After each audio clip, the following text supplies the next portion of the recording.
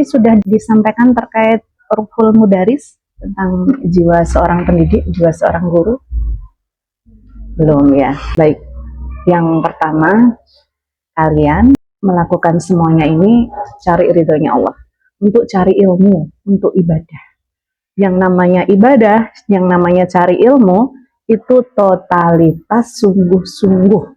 Kalau ibadah yang diutamakan melakukan lebih dulu siapa? Siapa? Nunjuk orang dulu apa dirinya? Diri sendiri. Kalau ibadah itu utamakan dulu diri sendiri. Jadi totalitas ibadah, cari ilmu, utamakan dirimu, lakukanlah karena Allah, untuk Allah. Jadi kalau betul-betul lillah, itu nggak lagi lihat temanku berangkat apa enggak ya, tapi saya berangkat karena Allah. Ya, misalkan ada temannya udzur atau apa, tetap berangkat sebagai bentuk komitmen dan tanggung jawab, gitu ya. Jadi segala sesuatu itu ada konsekuensinya. Nah, dari kalian niat volunteer, niat ibadah, itu konsekuensinya apa? Dapat pengalaman, dapat pahala, ya kan, dapat saudara, dan kalian akan dapatkan sesuatu yang jauh lebih besar daripada yang kalian harapkan kalau niatnya untuk ridho Allah. Apa diantaranya? Bisa jadi kalian berangkat banyak masalah, nyampe sini ketemu anak-anak, hilang itu masalah. Kenapa? Kalian ketemu ahli-ahli surga, orang-orang yang nggak punya dosa, gitu ya. Kalian ketemu anak-anak yang bersih, yang tulus, yang suci, yang fitri, itu kesemangatan tersendiri.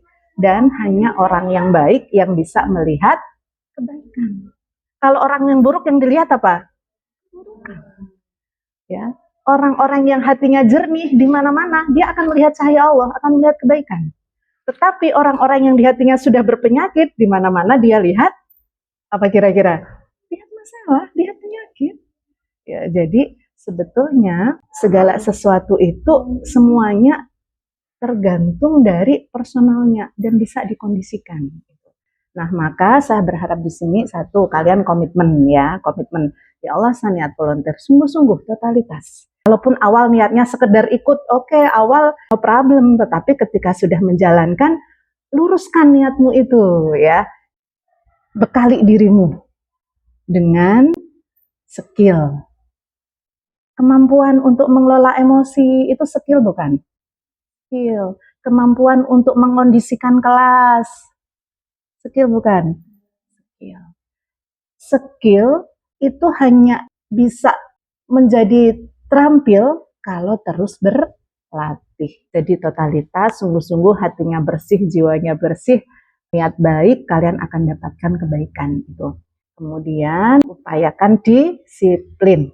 Jangan pilih terlambat karena menunggu teman. Nah, ini kan biasanya jadi penyakit komunitas nih. Nah, kalian jangan. Upayakan kalian jadi seperti apa yang dimaui dirimu. Jangan menjadi beban karena mikirin perasaan orang, mikirin anggapan orang. Jangan. Tapi kamu mikirnya mana yang paling diridhoi Allah, itu aja. Nanti jalanmu akan banyak keberkahan lah di situ. Intinya, mau sukses, kamu mau dicintai Allah, kamu melakukan segala sesuatu ini karena Allah, bukan karena takut penilaian orang. Jadi misalkan kamu berlima, kamu tahu nih kalau kamu nunggu kamu akan telat, maka aku berangkat duluan. Nanti kamu misalnya, nanti kalau mereka marahin aku gimana? Oh, nggak apa-apa, nggak apa-apa, ya itu. Jadi intinya tidak ada yang tidak berkonsekuen, tapi pilihlah konsekuensi yang paling dicintai Allah, gitu ya, intinya itu. Jadi disiplin, terus berupaya untuk meningkatkan skill. Kalau Ruhul Mudaris, intinya ruh pendidik itu dimanapun, kapanpun, seorang pendidik pasti akan berperilaku seperti perilaku seorang pendidik, perilaku seorang guru. Karena pendidik, guru, itu ruh, itu jiwa, itu sebetulnya ada pada setiap diri kita. Ada nggak kira-kira manusia di muka bumi ini yang tidak punya tugas mendidik? Ada nggak kira-kira? Nggak ada. Setiap orang punya tugas mendidik, baik dia petani, pedagang, profesi apapun, tapi setiap manusia di muka bumi itu dia tetap punya tugas mendidik. Nah, kalian bersyukur, sudahlah itu bagian dari tugas utama kita punya peluang untuk mengaplikasikannya, gitu ya. Itu saja terkait Ruhul Mudaris ini ya Uti. Jadi apapun yang anti lihat atau dilihat anak-anak kita, didengar, dilakukan, semuanya adalah pendidikan. Dan dirimu itu aslinya saat kamu sendiri. Nah, itu aslinya dirimu. Nanti ketika di sini bersama saya, kita bersatu, dua, tiga, empat, delapan ini, maka dirimu terbagi menjadi delapan. Kamu mau ngapain pun, kamu masih mikir, pantas nggak ya gitu. Tapi ketika kamu hanya sendiri bersama Allah, itulah hakikatnya dirimu yang seutuhnya. Itu. Pokoknya mulai sekarang ya Uti, nggak tahu kemarin-kemarin gimana. Kalau kemarin-kemarin sudah ya alhamdulillah, pastikan yang kamu lakukan itu ada manfaatnya. Itu investasi untuk dirimu. Ya, jangan kamu terbawa oleh nafsu yang justru itu seperti kebangkrutan waktu. Kebangkrutan waktu itu kamu melakukan sesuatu yang bikin kamu senang sesaat tapi nggak ada hikmah, nggak ada manfaat. Jadi misalnya nih mau nonton drama Korea, nanti apa nih manfaatnya nggak ada, nggak jadi. Jadinya apa? Mungkin nonton Al-Fatih, mungkin nggak seperti itu. Intinya itu tentang ruhul mudaris, kemudian kedisiplinan itu tadi ya, jangan tergantung orang lain. Misalkan kok kalian mestinya hari ini bertujuh, yang 6 nggak datang, nggak apa-apa, tetap datang lah. Gitu ya, sebisa mungkin tidak terlambat. Kalaupun harus terlambat, konsekuensi menyampaikan dengan baik. Jangan takut masalah, jangan menghindari masalah. Intinya tidak ada yang tidak bisa dikomunikasikan.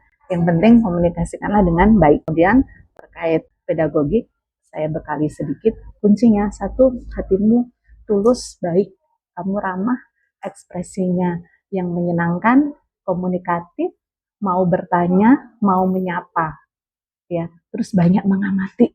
Cara cerdas terbaik untuk seseorang yang baru datang di komunitas adalah menjadi pengamat dan pemerhati yang baik dan pendengar yang baik. Beragam sekali anak-anak, lihatlah mereka sebagai individu yang terbaik. Ya, setiap anak itu terbaik. Lihatlah bahwa Allah menyampaikan kamu di sini, ini pasti Allah punya maksud. Tidak ada yang terjadi begitu saja tanpa pengaturan Allah. Kayak bertemunya kita ini udah diatur sama Allah. Dan itu semuanya pasti ada hikmahnya. Cara terbaik adalah kita fokus totalitas dengan yang kita lakukan saat ini, detik ini, gitu ya. Sehingga apa? Kamu jadi jiwa yang tenang. Pernah nggak kalian merasa misalnya, ya Allah, pekerjaan banyak banget nih, waktunya tetap, akhirnya galau, tidak tenang, gelisah. Pernah merasa begitu? Ya, pekerjaan makin nambah, waktunya nggak bertambah. Ya, itu fitrah kehidupan. Terus gimana kalau seperti itu? Satu, skala prioritas. Ya, prioritaskan yang menjadi tanggung jawab utama kamu. Setelah itu baru yang jamaah, skala prioritas. Itu. Dua, kamu step by step fokus pada yang kamu jalani. Misalnya hari ini kamu di sini, ya jiwa ragamu di sini. Jangan kamu di sini, tapi jiwa ragamu di kelas misalnya. Selain kamu tidak akan maksimal, hidupmu tidak akan pernah tenang. Karena orang-orang tenang itu orang yang kusuk.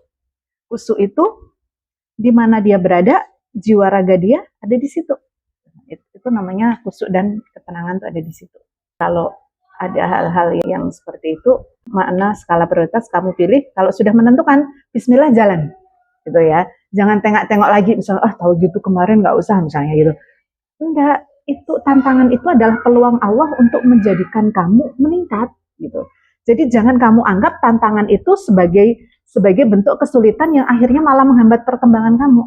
Kalau kamu dapat tantangan, kamu alhamdulillahirabbil alamin. Berarti Allah sedang memberi kamu peluang untuk berprogres. Kamu ketemu orang yang sulit, orang yang cerewet misalnya, kamu bersyukur aja.